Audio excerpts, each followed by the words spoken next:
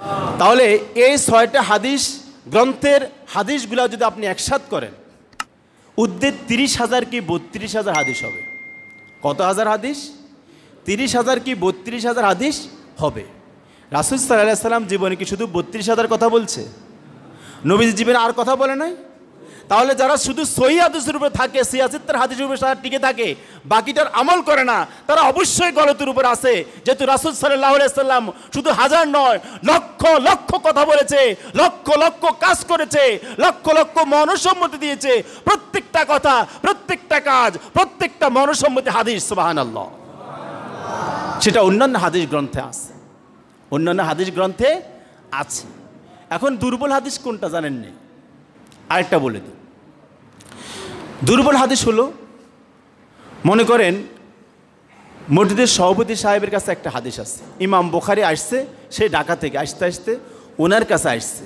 আসার আগে তিনি অবলোকন করছেন, অবজার্ভ করছেন যে সভাপতি সাহেব কি নামাজ কালাম ঠিকমতো আছে কিনা, দিনের উপরে ঠিকমতো আছে কিনা। দেখলো যে 100% ঠিক।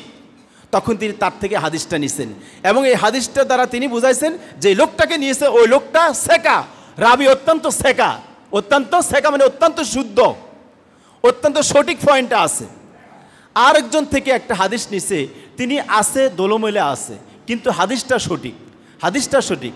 এজন্য হাদিসের রাবি দুর্বল, রাবিটা কি একটু দুর্বল আছে। হ্যাঁ, সে শুধু ফরজ ইবাদত করে, নফল নামাজ পড়ে না, মাঝে মাঝে নামাজ কাজা হয় কিন্তু ছেড়ে দেয় না। কথা বুঝে আসছেনি? এটা হলো দুর্বল হাদিস।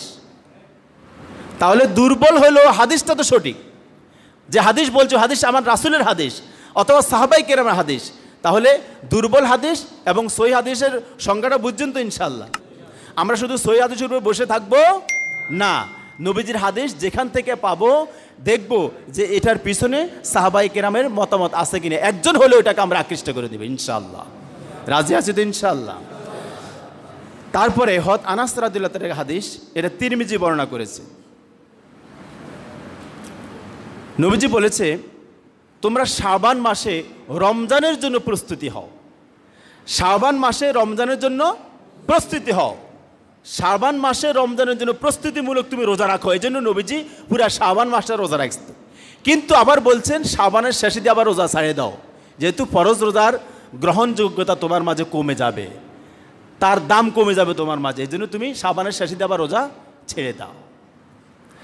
আরেকটা হাদিস আছে হযরত আনাস থেকে, সাহাবায়ে কেরাম যখনই রমজানের শাবানের চাঁদ দেখত তখন তারা বেশি বেশি কোরআন তেলাওয়াতে লেগে যেতেন। কি করতেন? কোরআন তেলাওয়াতে লেগে যেতেন। তাহলে আমরা পুরা শাবান মাস বাকি যে কয়দিন আছে, প্রত্যেকটা রাত প্রত্যেকটা দিন আমরা বেশি বেশি কোরআন তেলাওয়াত করব। রাজি আছি তো ইনশাআল্লাহ? এবং আজকে রাতটা আর একটু বেশি করব, আজকে রাতটা আর একটু বেশি করব প্রয়োজনে। ঠিক আছে? তাহলে আমরা একটা হাদিস থেকে ইশারা পেলাম এই রাত্রে কোরআন তেলাওয়াতের কথা আছে। দ্বিতীয় হল, মুসলমানরা তাদের সম্পদের জাকাতের টাকাগুলো আলাদা করতেন। শাবান মাস আসলে জাকাতের টাকাগুলো তারা আলাদা করে ফেলতেন, যেহেতু আলাদা করে জাকাতের টাকাগুলো গরিবের মাঝে বন্টন করে দিতেন। আর গরিব রমজানের জন্য, রমজানের এই খেয়ে দেয়ে রমজানের রোজার জন্য রাখার জন্য তাদের যে চাহিদা, তাদের যে খাওয়া দাওয়ার জন্য যা কিছু দরকার, তারা ওই টাকা দিয়ে কিনে নিতেন। সুবহানাল্লাহ। তাহলে রমজান শাবান মাস আসলে তারা জাকাতের টাকাগুলো আলাদা করতেন। তাহলে আমরা এই কাজটা ইনশাল্লাহ করব। এই সমাজে যারা জাকাতে বিত্তবান যারা আছি, আমাদের টাকাগুলো আমরা আলাদা করতে চেষ্টা করব, হিসাবে বসে যাব, হিসাব করে আমরা টাকাগুলো আলাদা করব এবং গরিব দেখে দেখে তাদের বাড়িতে পৌঁছায় দিব ইনশাল্লাহ। রাজি আছি তো ইনশাল্লাহ? তারপর আসেন,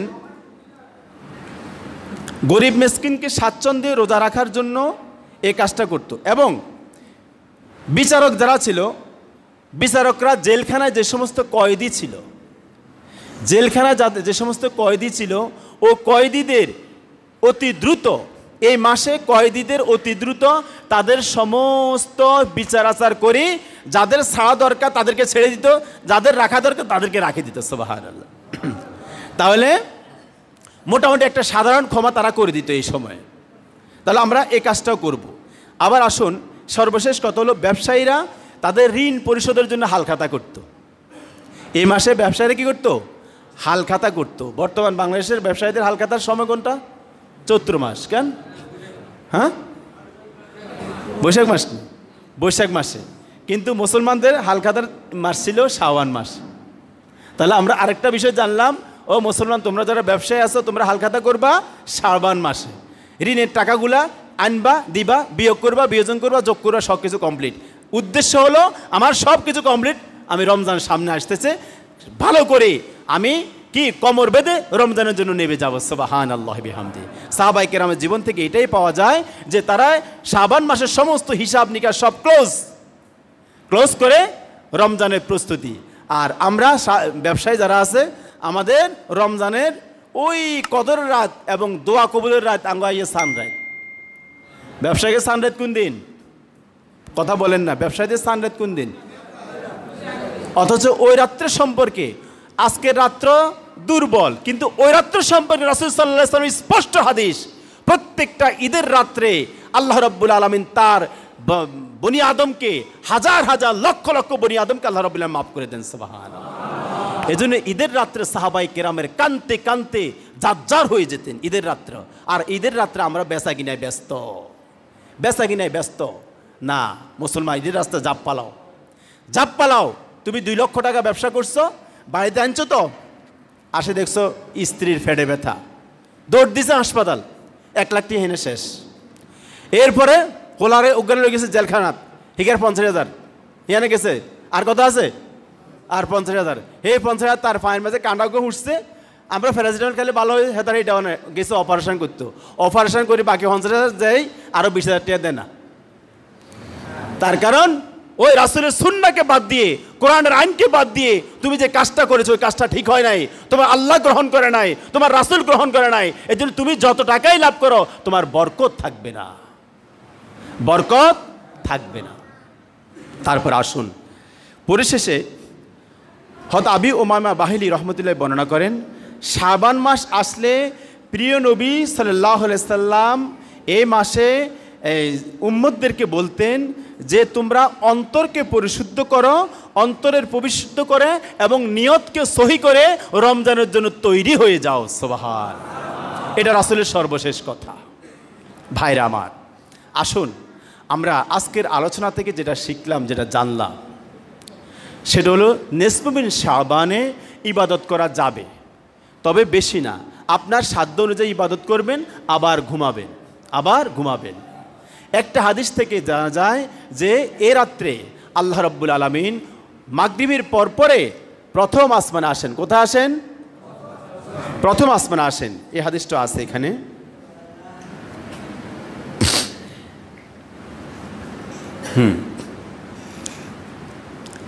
আন আলী রাদিয়াল্লাহু তাআলা আনহু ক্বাল ক্বালা রাসূলুল্লাহ সাল্লাল্লাহু আলাইহি ওয়াসাল্লাম। হাদিসটা তাফসীর রুহুল মাআনি থেকে বর্ণনা করছে। এখানে হযরত আলী বর্ণনা করেন, ইজা কানাত লাইলাতুন নিসফি মিন শাবান ফাকুমু লাইলাহা। কথাটা শুনেন, আমি আলোচনার শেষের দিকে চলে আসছি। বিশ্বনবী বলেছেন, ইজা কানাত লাইলাতুন নিসফি মিন শাবান, যখন শাবানের 15 তারিখ অর্থাৎ 14 তারিখের রাত্র যখন আসবে, ফাকুমু লাইলাহা, তোমরা কিয়ামুল লাইল করার জন্য, নফল নামাজ পড়ার জন্য দাঁড়িয়ে যাও। অসুমু ইয়ামাহা, পরের দিন রোজা রাখো। ফাইনাল্লাহ তাআলা ইয়ানজুরু ফিহা বিগুরুবিশ শামসি ইলাস সামাইদ দুনিয়া। এই রাত্রের মাগরিবের পর আল্লাহ রাব্বুল আলামিন প্রথম আসমানে আসেন। কোন আসমানে আসেন? জোরে বলতে হবে, কোন আসমানে?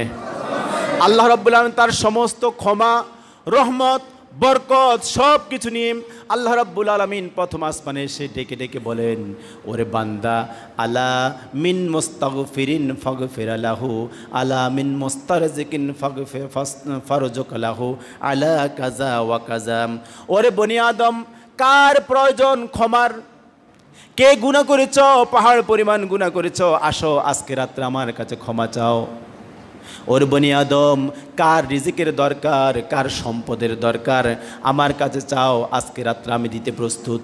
ওরে বনি আদম, কার সন্তানের প্রয়োজন, কার চাকরির প্রয়োজন, কার সম্পদের প্রয়োজন, কার স্ত্রীর প্রয়োজন, কার জামাইয়ের প্রয়োজন, কার কি প্রয়োজন, আজকে রাত্রে আমার কাছে চাও, আমি আল্লাহ রাব্বুল আলামিন 1000 বার দিতে প্রস্তুত আছি। সুবহানাল্লাহ। তাহলে আমি আজকে রাত্রে অবশ্যই আমরা ইবাদত করতে হাদিস দ্বারা সাবেত আছে কিনা? হাদিস দ্বারা সাবেত। আর এমনি প্রত্যেক রাতে আল্লাহ রাব্বুল আলামিন শেষ রাত্রে যখন সারা পৃথিবী নিথর হয়ে ঘুমায়, সবাই ঘুম যাচ্ছে, সবাই ঘুমের মাঝে পাগল, আমার আল্লাহ রাব্বুল আলামিন মধ্যরাত্রে এসে এখানে মধ্যরাত্রে প্রথম আসমানে এসে বনি আদমকে দেখে না, আমার কোন বান্দা ঘুমায় আছে, কোন বান্দায় সেজদা আছে, কোন বান্দায় তাসবিতে আছে, কোন বান্দায় রুকুতে আছে, কোন বান্দায় দণ্ডায়মান অবস্থা আছে। সুবহানাল্লাহ। আল্লাহ রাব্বুল আলামিন যারা সেজদায় আছেন, যারা রুকুতে আছেন, যারা তাসবিতে আছে, তাদের সঙ্গে একাকার হয়ে ফেরেশতাদেরকে বলেন তাদের জন্য দোয়া করো। ওই ফেরেশতারা হাজার হাজার ফেরেশতা ওই বনি আদমের জন্য দোয়া করেন, আল্লাহ সবাই ঘুমাচ্ছে, তোমার এই বান্দা তোমাকে ভয় করে সেজদায় পড়ে আছে, ওগো আল্লাহ তুমি এই বান্দার জীবনের গুনাহগুলো মাফ করে দাও। আমার আল্লাহ রাব্বুল আলামিন সাথে সাথে তাদের দোয়াগুলো কবুল করে নেয়। তাহলে সব রাত্রে তো আসে, আজকে রাত্রেও আসবো আল্লাহ। এই জন্য আমরা এখন যতটুকু পারি ইবাদত করে ঘুমাবো, শেষ রাতে উঠে আমরা তাহাজ্জুদ পড়বো, তাহাজ্জুদ পড়ে আল্লাহর কাছে কান্নাকাটি করবো ইনশাআল্লাহ। ঠিক আছে, কান্নাকাটি করবো ইনশাআল্লাহ, ইনশাআল্লাহ, সবাই বলে ইনশাআল্লাহ। আর সর্বশেষ কত হলো, গরু গোস্ত কে কে কিনছেন হাত তোলেন। আজকের আয়োজনের জন্য কে কে গরু গোস্ত কিনছেন হাত তোলেন। 1 জন, 2 জন, 3 জন, 4, 5, 6, 7। আচ্ছা, হাত নামান। এবার সবাই কিনছে, হ্যাঁ সবাই কিনে নাও। আচ্ছা, কিনেন নাও কে কে, তারা হাত তোলেন। যারা কিনেন নাও, মাশাল্লাহ মাশাল্লাহ, হাত নামান। তাহলে কিনে যাওয়ার সংখ্যা না কম, হ্যাঁ না কিনে যাওয়ার সংখ্যা বেশি। বুঝে গেছে যারা কিনছে তারা অনেকে ডরে হাত তোলেন।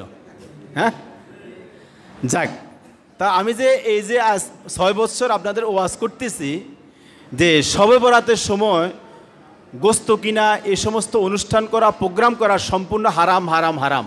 তো আপনারা কোন বুঝে, কোন হুজুরের ওয়াজ শুনে আপনারা এই কাজটা করলেন বলেন? আর আজ মসজিদে কিনলে আইসেন, কোন মসজিদে কেন আসছেন? তারপর আমার আলোচনা শুনতে কেন আসছেন? গোস্ত কেন কিনলেন? বাকি 6 বছর ওয়াজ কোনে হালাইছেন? কথা বলতে হবে, আজকে জবাব দিতে হবে আমাকে। আমি সত্য কথা এই আল্লাহকে সাক্ষী রেখে বলতেছি, ওই মসজিদে বসে আমি এই গত 2-3 দিন যেখানে প্রোগ্রাম করছি, প্রত্যেকটা জায়গা আপনাদের নামে আমি সুনাম করছি। আমি বলছি আমার মসজিদ এলাকায় একটা গরু জবাই হবে না, আমার মসজিদ এলাকায় কোনো সাউন্ড সিস্টেম গান চলে না, আমার মসজিদ এলাকায় যুবকরা আজানের সাথে সাথে মসজিদে আসে, আমার মসজিদ এলাকায় কোনো হলুদ অনুষ্ঠান হয় না, বিয়ের কোনো সাউন্ড সিস্টেম গান হয় না। বললেন হুজুর কীভাবে করছেন? আমি কি আমার মসজিদ কমিটি এবং আমার সচেতন আমার মুসল্লিদেরকে নিয়ে আমি এই কাজটা করছি। তাহলে আপনারা আমার মানিজ্জত একদম নিছেন তো নিছেন, একে হেনার তলে ডুবে দিচ্ছেন। তাহলে এবার আসুন, আলোচনার প্রথম যে শব্দটা প্রয়োগ করেছি, আপনারা আবেগ দিয়ে ইসলাম গ্রহণ করেছেন, একজনও বিবেক দিয়ে ইসলাম গ্রহণ করে নাই। আবেগ দিয়ে ইসলামের কারণে আপনার স্থান জাহান্নাম। আমি মসজিদের খোদার কসম করে বলছি, যে ব্যক্তি আবেগ দিয়ে ইসলাম গ্রহণ করেছে তার জাহান্নাম ছাড়া আর কিছুই নাই। এত বড় সাহস কে দিয়েছে আপনাদেরকে? আমি নিষেধ করছি না, তারা আপনারা আমাকে মানেন না। যে জাতি তার ইমামকে মানে না, ওই জাতির মতো গুমরাহি জাতি আর আকাশের নিচে জমিনের উপর আর কেউ হতে পারে না। তাহলে কেন ইমামের পিছের কেন ইক্তেদা করেন? ইক্তেদাই তু বিহাজাল ইমাম। ইমাম সাহেব তোমাকে নেতা মানছি, মসজিদে মানছি, বাইরে মানবেন না? ইমাম মসজিদে যে ইমাম, বাইরে সেই ইমাম। যে কাজটা করছেন এই কাজের জন্য আজ সর্বপ্রথম এই কাজের জন্য আপনি তওবা করতে হবে। সর্বপ্রথম এই কাজের জন্য তওবা করতে হবে। যেহেতু রাত্রে খাওয়ার ব্যাপারে একটা হাদিস হতো নাই, আছে এতগুলো যে আলোচনা করলাম 1.5 ঘন্টা প্রায় 1.5-2 ঘন্টা, একটা হাদিস পাইছেন আপনি? খাওয়ার ব্যাপারটা আল্লাহ রাসূল বলছে মান ওয়াসসা আলা ইয়ালিহি ফি ইয়াউমুল আশুরা ওয়াসসা আল্লাহু আলা সাইরা সানাতিহি।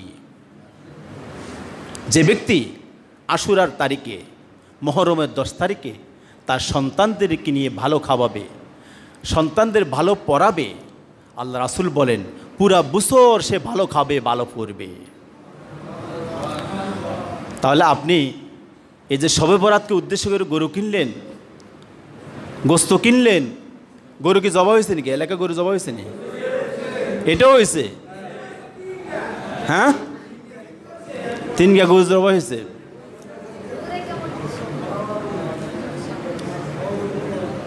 যাক, গোস্ত খাইছেন তো? খাইছেন নাকি না এখনো খান না? খাইছে, একবেলা খাইছেন? হ্যাঁ, একবেলা খাইছেন। যাক, আমি আপনাদের এই বিষয়ে আমি আল্লাহর কাছে সবর্দ করতেছি, যেহেতু আপনারা আমাকে মানেন নাই, আমি আপনাদের বিষয়ে এই বিষয়টা আমি আপনাদের জিম্মাদারি হতে পারলাম না। আপনাদের ফয়সালা আল্লাহই করবে। আল্লাহ পাক আপনাদেরকে ক্ষমা করে দেখ, আমি আল্লাহর কাছে বলি। আমিনটা এত আস্থা এসছে। যারা এই কাজটা করছেন, আল্লাহ আপনাদের ক্ষমা করে দেখ। তবে তওবা করতে হবে, আপনি আগামী বছর এই কাজটা আর করবেন না। আগামী বছর এই কাজটা করবেন না। এই আমার এই কথার সঙ্গে কারা কারা একমত? হাত তোলেন এবার। সবাই হাত তুলছেন? বলেন আল্লাহ, এই শাবানে যে কাজটা করেছি, আল্লাহ আমাদের মাফ করে দেন। আগামী শাবানে ইনশাআল্লাহ আমরা এরকম নাজায়েজ কাজ করব না, নাজায়েজ কাজ করব না, নাজায়েজ কাজ করব না। আমিন। হাত নামান সবাই। প্রিয় ভাইরা আমার, কেন বলছি এত গরম কেন হলাম? গরম হওয়ার কারণ হলো বিধর্মীরা আমাদের ইসলাম নিয়ে সিনেমিনি খেলতেছে। আমাদের ইসলাম, আমাদের কোরআন, আমাদের ধর্ম নিয়ে সিনেমিনি খেলতেছে। ওটার মাঝে আমিও ডুব দিলাম। তাহলে আমার ধর্ম করো, আমার মুসলমানিত্ব কতটুক টিকলো? আর কতটুক টিকলো? আমি যদি আমার ধর্ম সম্পর্কে আমি ওয়াকিফাল না হই, আমি যদি আমার ধর্ম সম্পর্কে না জানি, তাহলে ও হিন্দু বাড়ির এক ভদ্রলোক আসেনি আমাকে আমার ধর্ম শিখাইব?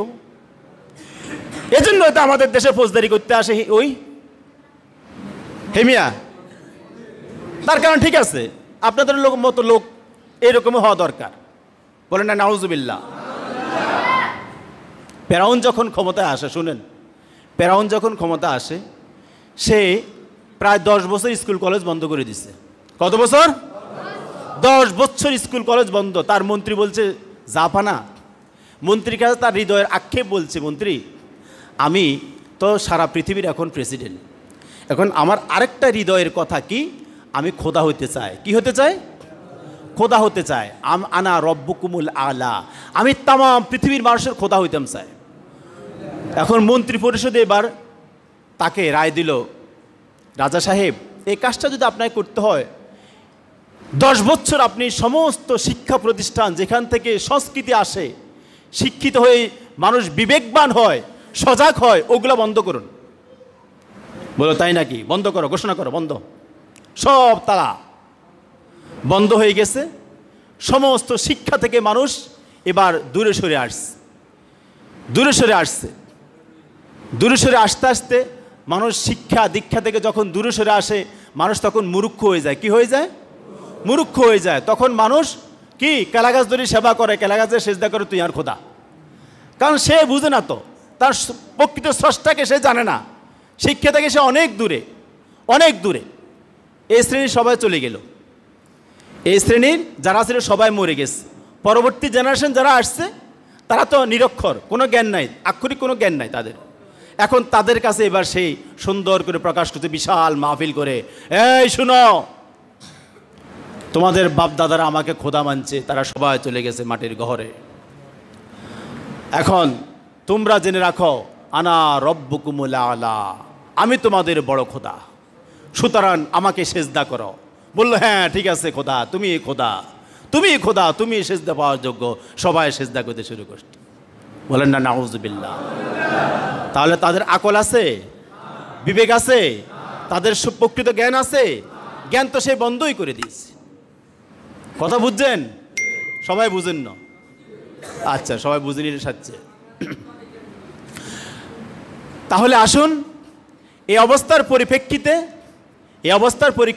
পরিপ্রেক্ষিতে এই পৃথিবীর সমস্ত ইহুদি নাসারা তারা আমাদের মুসলমানের ধর্ম নিয়ে ফৌজদারি করবে, তখন আপনি তাদেরকে হরিবল হরিবলকে তাদের পিছনে পিছনে দৌড়বেন। কারণ তারা আপনার প্রকৃত দিনের জ্ঞান থাকবে না।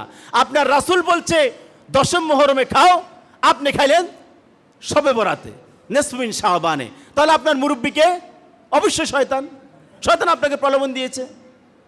আর যারা খায় নাই তাদের মুরব্বী হলো রাসূল সাল্লাল্লাহু আলাইহি ওয়াসাল্লাম। আমার কথায় যারা মনে কষ্ট নিয়েছেন হাত জোড় করে বলতেছে আমাকে ক্ষমা করে দিবেন। আমি দিনের স্বার্থে কোরআনের সাথে কথা বলছি, আমি আপনাদেরকে হৃদয় দিয়ে ভালোবাসি। আমি চাই না আমার কোনো একটা মুসল্লি ছিটকায় পড়ে জাহান্নামের পথে চলে যাক, আমি চাই না।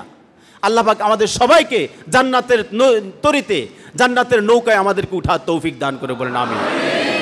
প্রিয় ভাইরা আমার, যে সমস্ত লোকেরা এই দিনে জামাইয়ের বাড়িতে, মেয়ের বাড়িতে তাই যে মুরগি জবাই করে তারপর গুড়ি ইত্যাদিতে দেয় না, দেয় তো, এগুলো বন্ধ করতে হবে, এগুলো বন্ধ করতে হবে। আজকে রাতে এটা ওয়াদা করবেন, এগুলো বন্ধ করতে হবে, পরিষ্কারভাবে বলে দিতে হবে।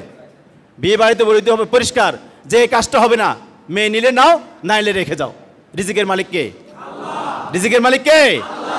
আল্লাহ হলো রিজিকের মালিক। তোর মতো বেটায় না হলে 10টা বেটা আমার মেয়ের জন্য প্রস্তুত থাকছে ইনশাআল্লাহ। আল্লাহর জমিনে লোকের অভাব আছে নাকি? লোকের অভাব নাই। এখন বিষয় হলো আমি নষ্ট, আমি নিজেই নষ্ট। যখন ছেলেরে বিয়ে করায় তখন খালি বলে দেন একা, দেন একা। আর যখন মেয়েরে বিয়ে দিই তখন নেস্কা বলে কিনা, বলে কিনা? সুতরাং আমি নষ্ট, আমার নষ্ট আমি ঠিক করতে হলো কোরআনের দিকে আসতে হবে। কোথায় আসতে হবে? এই বিবেককে সজাগ করতে হলে কোথায় আসতে হবে? এই বিবেককে সজাগ করতে হলে আল কোরআনের বিকল্প কিছুই নাই। এই সমাজকে শোষণ মুক্ত করতে হলে আল কোরআনের বিকল্প কিছুই নাই। এই যুব সমাজের চরিত্রকে ঠিক করতে হবে, আল কোরআনের বিকল্প কিছু নাই, ঠিক কিনা বলেন? সুতরাং কোরআন তোমাকে হাত ছানি দিয়ে ডাকছে, আসো বন্ধু, কোরআনের সংস্পর্শে আসো। কোরআনকে দুশ্মন ভেবো না, কোরআনকে বন্ধু ভাবো, কোরআনকে হৃদয়ের সঙ্গে মেখে নাও, কোরআনের আইনগুলো ফলো করো। সেই আইন অনুযায়ী তোমার ব্যক্তি জীবন, পারিবারিক জীবন, সমাজ জীবন, রাষ্ট্রীয় জীবন চালাও। তোমার আসমানের দরজা খুলে যাবে, জমিনের দরজা খুলে যাবে। বলেন সুবহানাল্লাহ। আল্লাহ রাব্বুল আলামিন আমাদেরকে বোঝার তৌফিক